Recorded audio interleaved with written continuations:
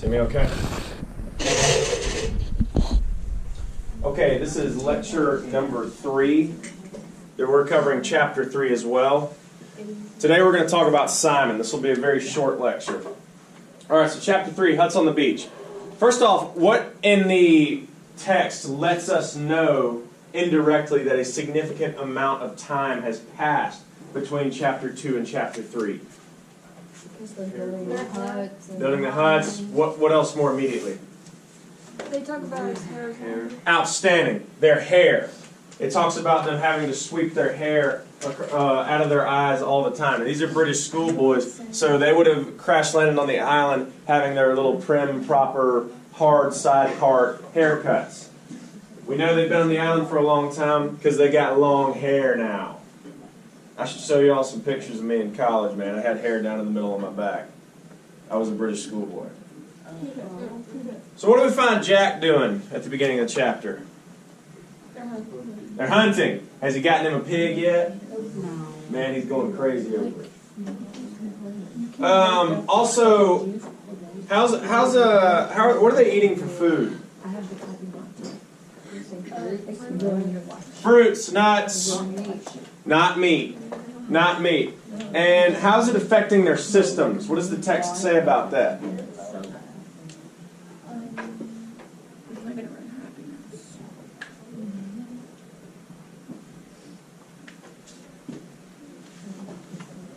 do you mean by system? Like all they're eating is fruit. Remember that part? That's all right. Let's move on. Let's move on. All right. Is it working? Yeah. Okay, good. Yeah, they're getting cranky. They're bothering each. This lack of protein, this lack of a good solid diet. They're cranky with each other. They're short. Now, who do we find actually building the huts? Simon, Ralph. That's pretty much it. Jack helped for a little bit. How many kids? There's like 100 kids on the island. Why is it only 3 or 4 kids that are actually building the huts? What's Piggy doing? He's looking in the water. He's just sitting there looking. He's telling them how to do it, but he's not actually helping on account of his asthma. On account of his asthma. Simon is an interesting kid. Let's go to page 55, and let's talk about Simon. What is Simon doing? What is Simon doing here? At the end of this chapter, he's a weird one. He went off in the woods.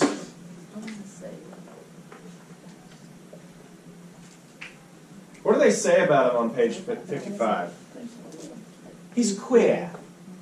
What does that mean in the British sense? He's strange. He's funny. He's a little batty. Let's look at it, page 56. So he runs off into the woods. He wanders off into the woods. He's helped them build the shelters. Now it's time to go wander off into the woods. He's always darkish in color. Remember, these are limey British schoolboys. Y'all ever seen, like, pictures of British schoolboys from back in the day? You know what the weather's like in England? It's rainy and overcast. It's rainy, it's overcast. The winters are long. It's dark all the time. Not to mention they're a conglomerate of like Nordic and Northern European races and native Brits, and like they're limey, pasty white people. Okay? How do we put this? The Scots, the Irish, and the Brits do not tan well. They just burn. You know what I mean? They don't tan well. They just burn. So,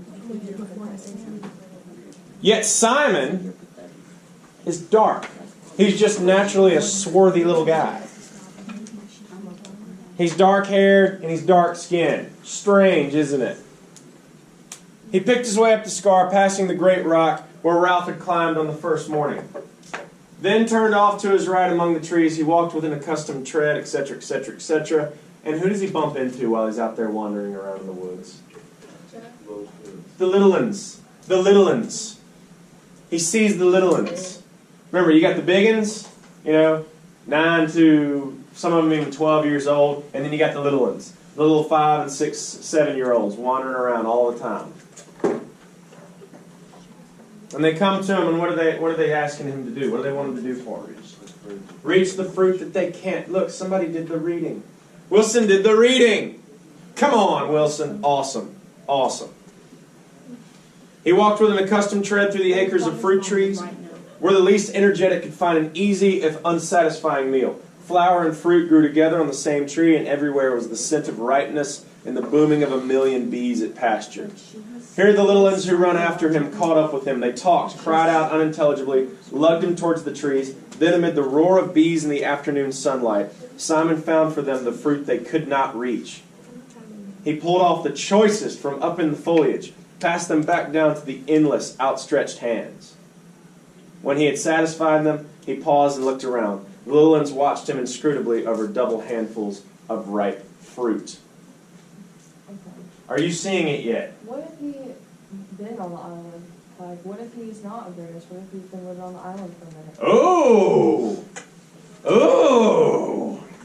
Yeah. That's a thought. Never thought of that before. I think you got a paper right there ready to go. Simon turned away from them and went where the just perceptible path led him. Soon high jungle closed in. Tall trunks bore unexpected pale flowers all the way up to the dark canopy, where life went on clamorously. The air here was dark too, and the creepers dropped their ropes like the rigging of foundered ships. His feet left prints in the soft soil, and the creepers shivered throughout their lengths when he bumped them. Are you seeing it yet?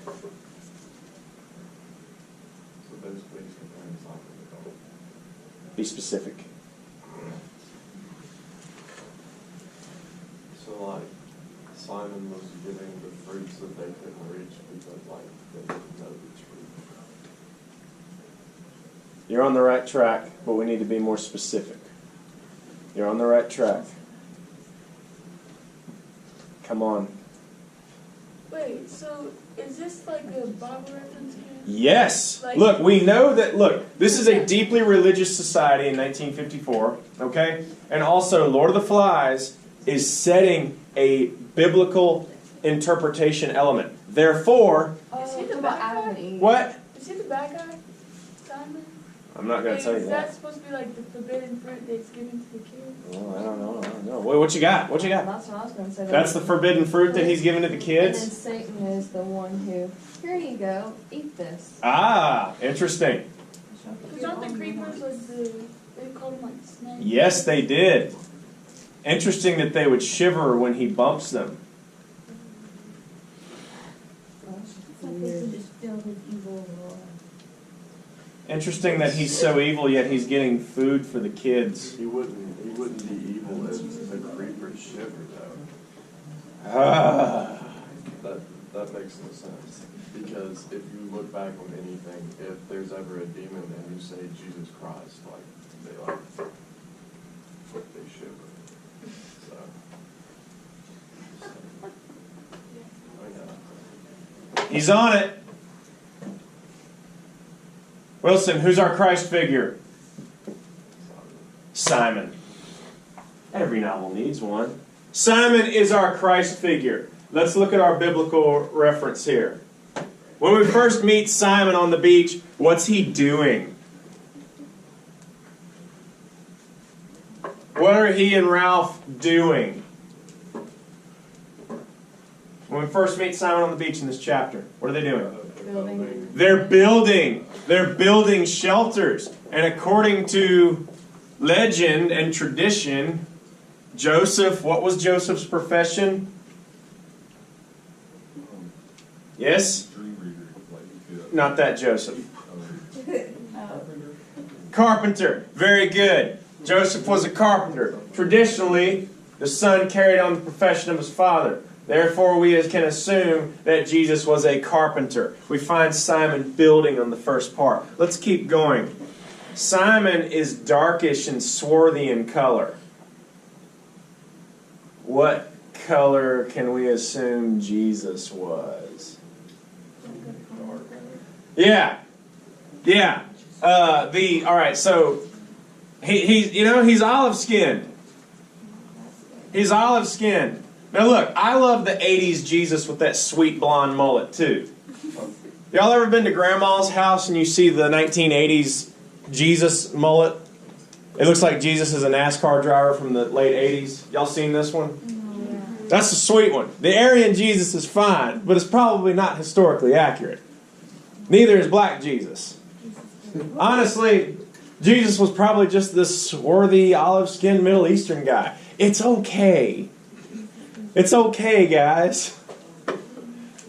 I like the white Jesus the best. Okay. So he's an olive-skinned, dark little dude. Y'all, when he wanders off into the woods and he sees the little ones, what's happening here? He's feeding the multitudes. Is it hitting you? Yes.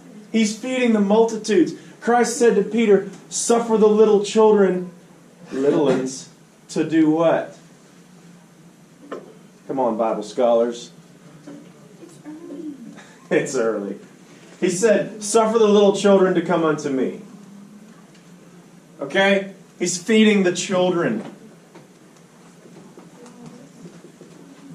Is there any instance in the Bible where Jesus is feeding the multitudes? There you go. Good. All right, let's keep going. Why is Simon going off into the woods anyway? No. Look at the very end of the chapter. Did they like watch the sunset or something? Yeah, you could say that. But what do we do that for? Get some alone time. Is there a biblical precedence for this? Explain.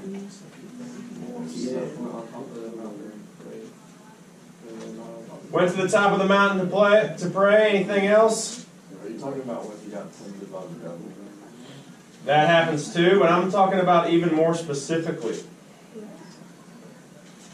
When he told the disciples to sit down there while he went off and prayed alone before he got tempted. Outstanding. That happens. But throughout the Bible, it says in all the Gospels, it says routinely, as like this little caveat at the end of everything he did. It says specifically, but he often retreated to lonely places to pray. You got that? Y'all, this is why you need to study the Bible. Whether or not you prescribe to Christianity, you need to understand probably the most seminal text in the Western world if you truly want to grasp fully the humanities or literature. In any meaningful way, you need to have a biblical foundation. Read the Bible. Christian or not, read the Bible so you can understand Western society more fully. All right, so retreating to lonely places to pray. Let's keep going. What is Jack and Ralph's assessment of Simon? What do they say about him? They said he was gay. Okay, listen. Wilson, when little Brits say someone is queer in 1954, that doesn't mean they're gay. No, I'm not talking about that. I thought that like 2 lines after that they said he was gay. No. Don't look at me. He's weird. He's weird. He's weird. When they say that, it means he's weird. He's strange. He's a little bit batty. It says on page 55, Simon's always about. Ralph started back to the shelters with Jack by his side. Do a bit for you, muttered Jack, before I have a bath. Don't bother. But when they reached the shelters, Simon was not to be seen. Ralph put his head in the hole, withdrew it, and turned back. He's buzzed off, got fed up, and gone for a bath. Ralph frowned. He's queer. He's funny. Now, I know this might seem a shock to you, but sometimes words change. Sometimes they change. So in this context, they're not saying, Simon's gay. They're not saying that. They're saying he's strange. He's funny. He's batty. Remember, these children are very, very, very British. And set in like a different time. Exactly. Exactly. All right, so let's keep going. What did the Pharisees say about the Christ?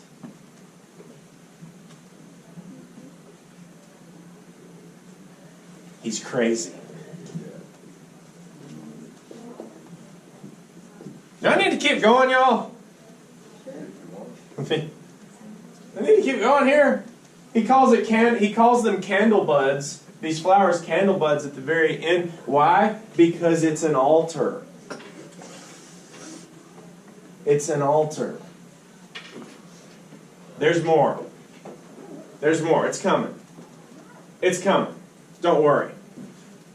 So there is Simon as the Christ. All right, go ahead and kill it.